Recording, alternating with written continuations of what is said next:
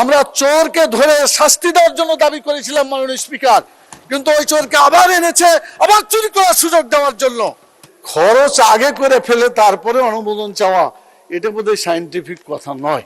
অপচয়কারীরা শয়তানের ভাই, তো আমরা সবাই শয়তানের ভাই হয়ে যাব যদি অপচয় না ঠেকায়। বিরোধী দলের নেতা তিনি শুরুতেই বলেছেন যে ভালো কাজ যেটাই হবে, সরকারি দলের যেটাই হবে তাদেরকে অকুণ্ঠ সমর্থন আমাদের আছে, আর খারাপ কাজ যেটাই করবে তার বিরোধিতা আছে, প্রতিরোধও আছে। সেই জন্য তিনি এই ভাষায় কথা বলে যদি অন্যায়ের বিরুদ্ধে কথা বলে থাকেন তো সঠিক কাজই করেছেন। আগামীতে এই নীতিতেই আমার বিরোধী দল চলবে। আগামীকালকে সম্ভবত আপনারা পাশ করবেন, মানে আমরাই পাশ করব। তো সেখানে আমার মনে হচ্ছে যে খরচ আগে করে ফেলে তারপরে অনুমোদন চাওয়া, এটা বোধহয় সায়েন্টিফিক কথা নয়। সায়েন্টিফিক হতো যে অনুমোদন দিয়ে খরচ। এখন আমরা যতই বলি না কেন এটা আর ফিরিয়ে আনা যাবে না, কাজ তো করেই ফেলেছে, আকাম তো করেই দিয়েছে, আর কি করা যাবে।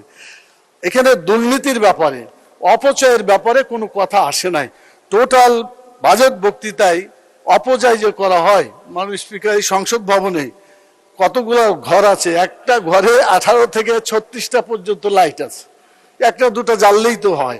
এত অপচয় করলে আল্লাহ ধরবে না? আল্লাহ তো পরিষ্কার বলছেন, ইন্নাল মুবাজ্জিরিনা কানু ইখওয়ানাশ শায়াতিন, মানে অপচয়কারীরা শয়তানের ভাই। তো আমরা সবাই শয়তানের ভাই হয়ে যাব যদি অপচয় না ঠেকায়।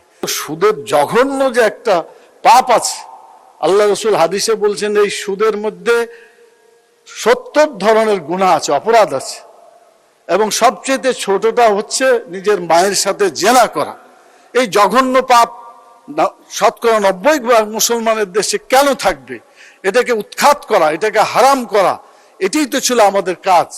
এটা বিবেচনা করার জন্য সকল মাননীয় সংসদ সদস্যদের দৃষ্টি আকর্ষণ করছি। কবরে গেলে প্রশ্ন করা হবে আমার দিনকা, তোমার জীবন বিধান কি ছিল, কোন আইন অনুযায়ী দুনিয়ায় চলেছ, তখন সবাই বলবে যে ইসলাম। এখন অবশ্যই ইসলামে নুরুল ইসলাম নিয়ে আসে, অন্য ইসলাম খুঁজে, তখন কিন্তু সঠিক কথা বোঝা যাবে।